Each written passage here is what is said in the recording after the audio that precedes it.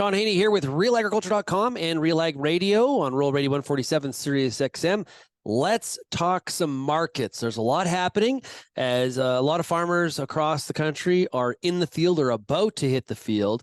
We've also got to keep, even when we're thinking agronomics, we got to think right now also about what's in front of us in terms of the crop marketing. That's the revenue side of the equation that goes with that yield. Of course, everybody knows that, but we can't set it aside while we're doing some of that work in the field. So here to discuss what's happening right now and how it is impacting your farm profitability is Ranulf Glanville. He is with GrainFox based out of Ontario. Hey, Ranulf, how's it going?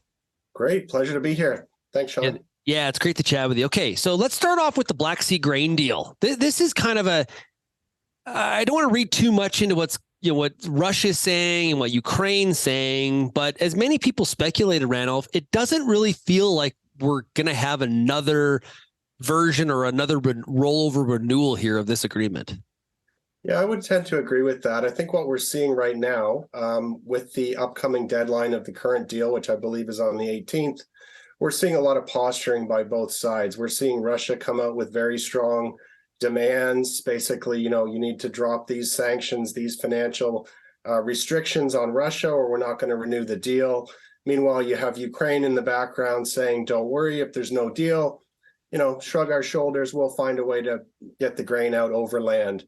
And so really, in the middle of all that, you, of course, have the interests of the United States, you have the United Nations, you have Turkey trying to play kingmaker, and it leads to a very complex situation. But I think as it stands today, I'm also skeptical that the deal is going to be extended, or if it is, it likely will be after some last-minute brinksmanship, particularly, it seems, by the Russians.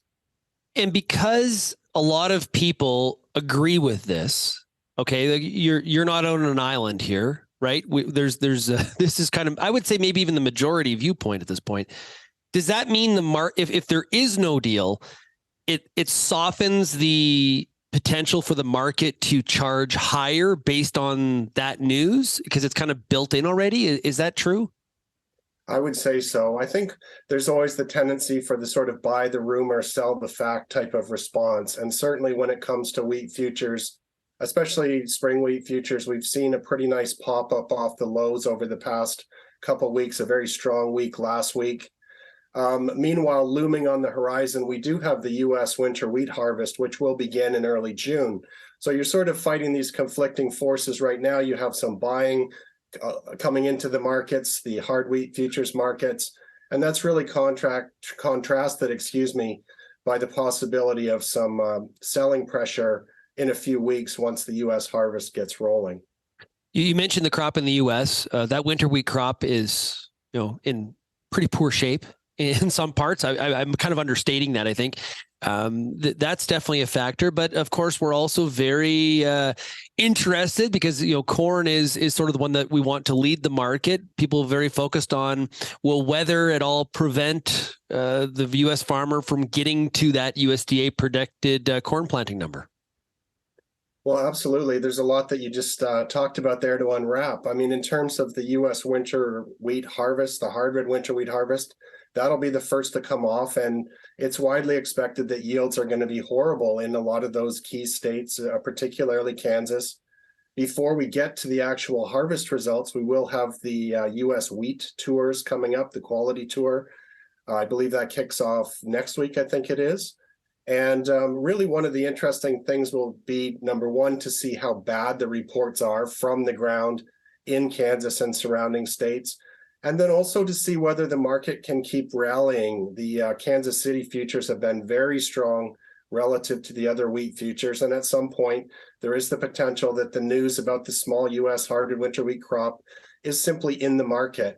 And if the market can't keep responding to lower and lower production guesses for the U.S. crop, that would be a warning signal in terms of the ability of those futures to keep rolling higher. Meanwhile, we do have that U.S. corn yield expectation running very hot. It's very early, but you start talking any U.S. corn yield over 181 bushels an acre, and that's a pretty lofty goal, considering it's only May and the crop is only half planted.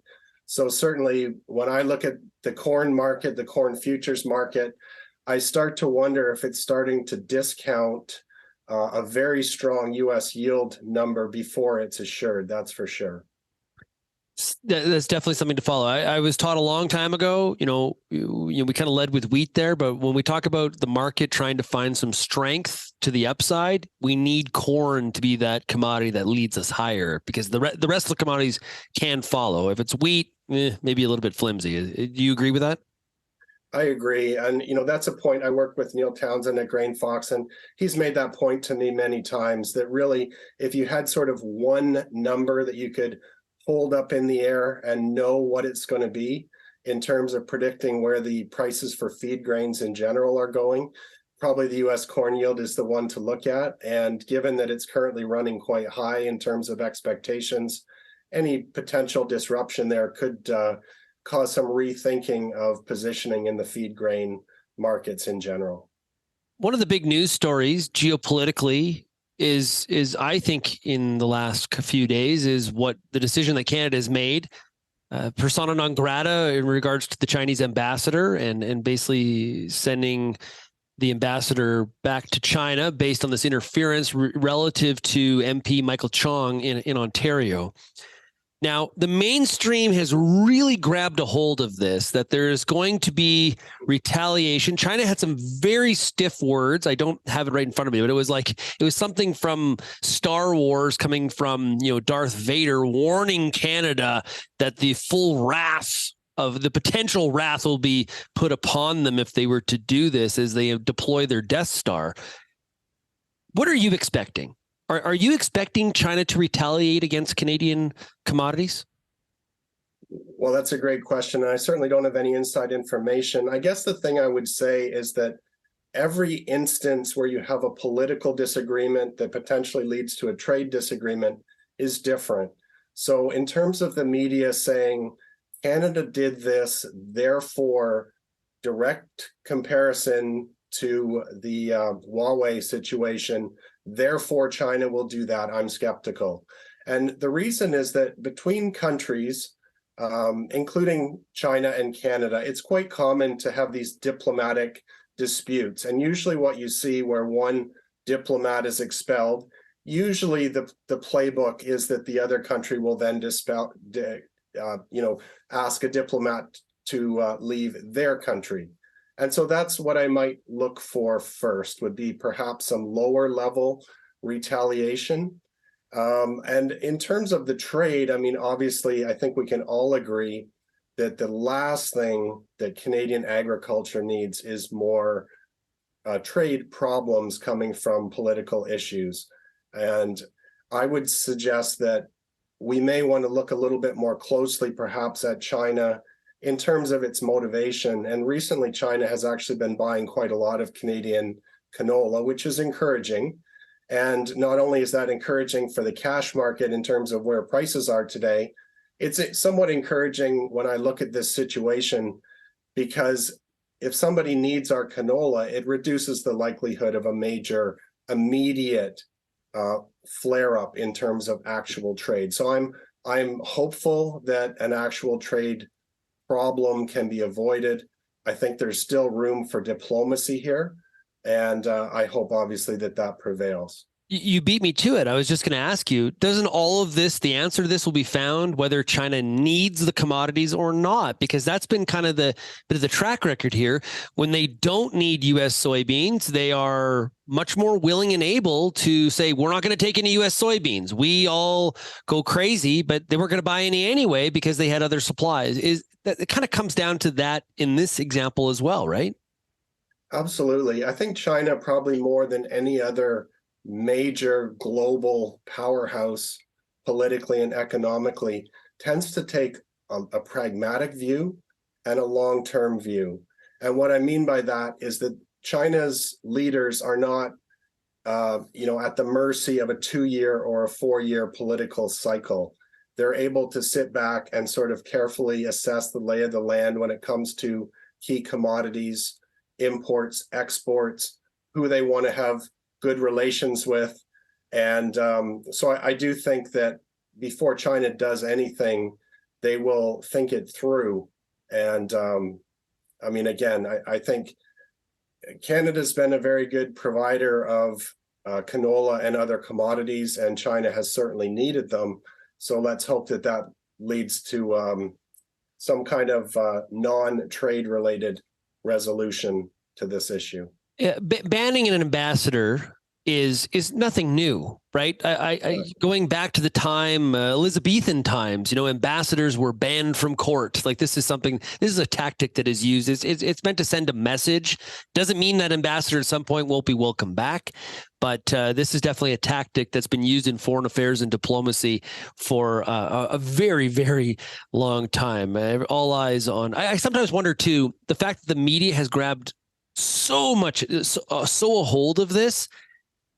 I'm a little bit in the mindset that we're a little bit overblown here. Like, you know what I mean? Like when something hits the front page, it's like, okay, do the opposite. I don't know. That's just kind of in the back of my mind. I mean, certainly the media has jumped all over this and is immediately pointing to certain possible outcomes before those are assured. I'm not sure we're quite in the situation as I see it, where it's an immediate, cover story.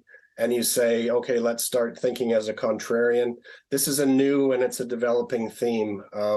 I do agree with what you're saying, though, that some of the media coverage probably is a little overdone, hopefully, in terms of the sort of straight line nature of the cause and effect that's in play here. And I imagine that China is probably waiting to see if there's anything further from the Canadian government. I haven't seen anything today, but and Ranulf, here's the other piece of it. And I know they have targeted Canadian canola before, so everybody jumps to that one. But a lot of times the question you ask yourself is, how do we put some pressure on the government that's in power? Targeting Western Canadian farmers is not exactly how you get to this current federal government. I would suggest I would target things that are coming out of Quebec as a target. If I was China, maybe China shuts down that baby formula plant that is in Ontario, as an example. Like there's different ways to go about this. In the case of Canada, when they were targeting the U.S. as applies to MCOOL, they were going after states where that certain senators were in that they wanted to influence, that were like mattresses and things like that, right? So this can be very, very, very targeted. I think we shouldn't just jump to conclusion of canola. And it may end up being canola, it may not be, but there's a bit of a wider swath of considerations here, for sure. Okay, so if we wrap all that in a bow, Ranulf, what does it mean going forward when it comes to farmers that are sitting on their tractor right now? They're putting seed in the ground. How does all of this impact their crop marketing decisions? Well, in terms of the potential trade issues, I don't think that's something that farmers can game plan for. It's out of their hands, and there are a lot of other factors that we're watching, whether it's the weather, whether it's opportunities to make sales while most other farmers are distracted with planting and field work, for example, whether it's opportunities to pick away at new crop sales where there are attractive opportunities available. I do think that in a general sense, for farmers, trading headlines of the day is not the best idea. Instead, I think really, until proven otherwise, we want to focus our marketing decisions on fundamental factors, supply and demand for the various crops. If you're into charts, technical analysis, and other things of that nature. So I would be cautious about trading too much on the headlines, specifically when there is so much wiggle room for a solution that doesn't actually turn out to impact agricultural markets. So pay closer attention to that wheat harvest number in the U.S., the corn yield or planting numbers that are coming out. That you'd be better off to follow that than you would be to speculate on how the market reacts to the Ukraine-Russia grain deal. Is that what you're saying? Yeah, and I mean, I think in terms of the market specifically, for example, just lately we've seen very significant progress in U.S. corn and soybean planting progress, and this has put some downward pressure on corn and soybean futures after their rally last week. And so, that's the kind of thing where we can look and we can see the weather forecast. We can see that U.S. planting is likely to remain strong over the next couple of weeks. It looks like at this time, U.S. corn and soybean crops will be seeded in good time. And so, that's a situation where you could look and you could say, well, if I have a final little bit of old crop soybeans or old crop corn and I don't want to hold it to see what happens with summer weather, just as an example, maybe that's something you want to look at selling if you can still get a good cash price. I would be much more inclined to do something like that, or to sell some wheat into a pre-harvest rally like we're seeing now with some of the hard wheat futures. And, in that situation, whether or not there is a Black Sea extension of the export corridor, we have an opportunity there to really monitor how the market is behaving as those news stories develop. So if the export corridor falls apart and wheat futures fall on the news, they do the unexpected, that would be a sign that I would be concerned that that's no longer a bullish factor. The market's already discounting that. And maybe at that point, it might be an opportunity to look at adding to sales for old crop wheat as an example. That kind of thing, as opposed to just saying, oh no, the world is ending. There's going to be this retaliation. So therefore I should go out and aggressively sell canola as an example. Yeah, be careful with that kind of all or none sort of strategy. Hey, Ranulf, thanks so much for joining us. Really appreciate it. Okay, you're welcome.